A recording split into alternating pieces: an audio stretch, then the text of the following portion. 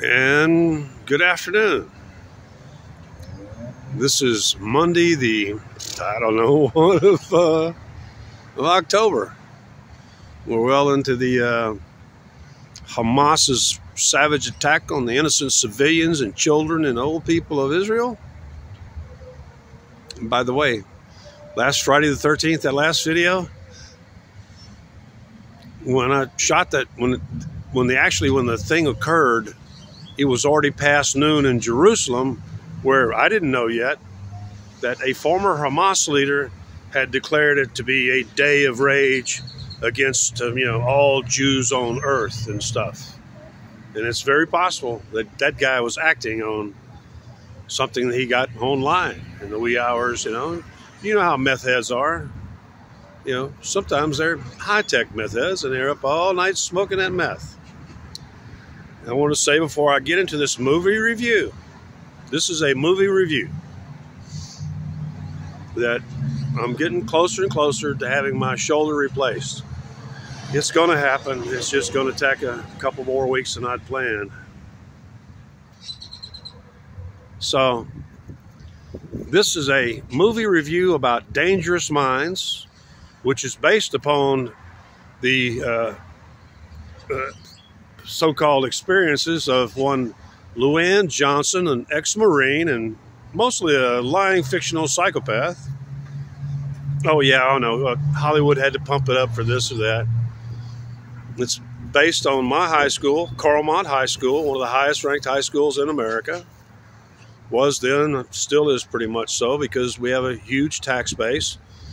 I think our taxes come from Hillsborough, Belmont, and San Carlos. We're also mentioned briefly in the movie The Hot Chick. But I only recently, I've seen a couple of clips out of the movie, a couple of 15-second clips. I kind of, sometimes you see some few clips and you get this impression that you've seen the movie when you actually haven't until you watch it. And I just want to comment on the movie Dangerous Minds, starring Michelle Pfeiffer. That's one of the biggest crocks of shit I have ever seen in my life. In no way, at no time, does that look like Carlmont. All that darkly lit crap and all that worn out old crap and shit. No. Didn't happen. And I should preface this by saying that I was there, okay?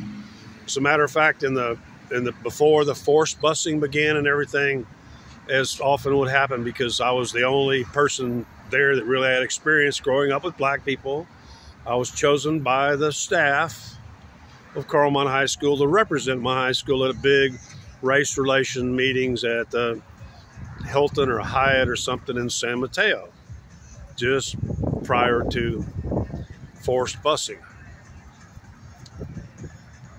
And those kids at East Palo Alto, they were fighting to get up to that rich high school. They hang out with rich kids and to be in a beautiful neighborhood.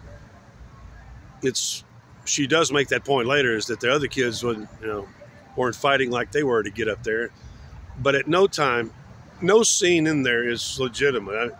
Dirty, grungy, the whole thing is just kind of the whole dark tone of it.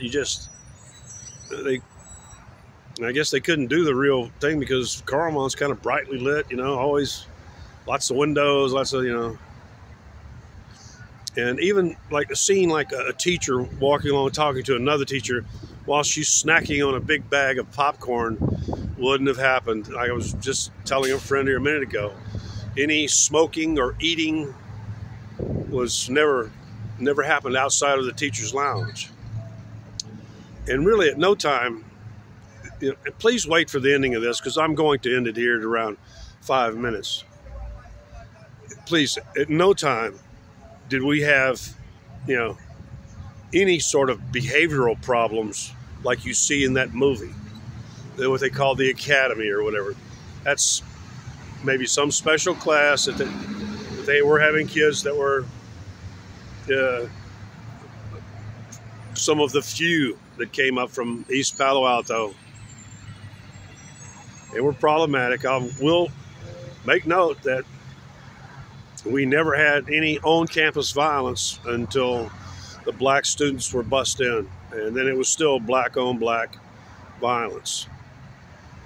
And the key takeaway is that by the end of 1972, the time I graduated, we understood the fundamental problem with forced busing and mixing people from different neighborhoods. You really can't do it if there's a huge socioeconomic gap. You know, those are some of the oldest mansions in California in that area.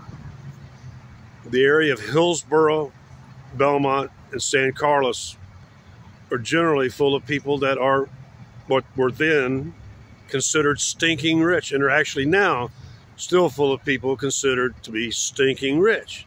You can't take kids that come from a super poor neighborhood and mix them with kids that go on what was then, during snow season would spend $1,000 in a weekend just on a ski trip. You just can't do that. What are you going to do? Are you going to pay their way? Do you know how humbling and humiliating it is to have a wealthy person or somebody well off to buy your shit for you? Do you have any? Because it just happened to me a minute ago, when I'm used to paying for my own damn coffee, and no, somebody else did, and it kind of made me uncomfortable.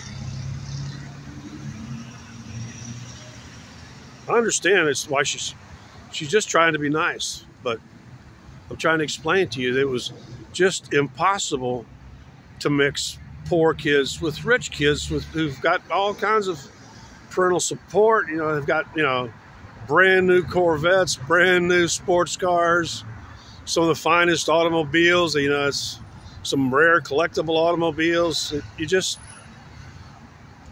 That was the biggest problem. It wasn't so much a matter of race, it was a matter of income.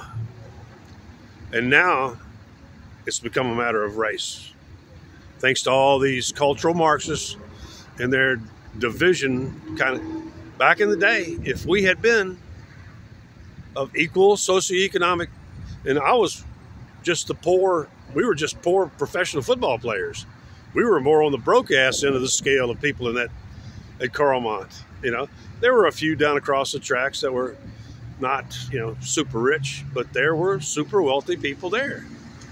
Grumman's, that strike Packard, that strike a bell.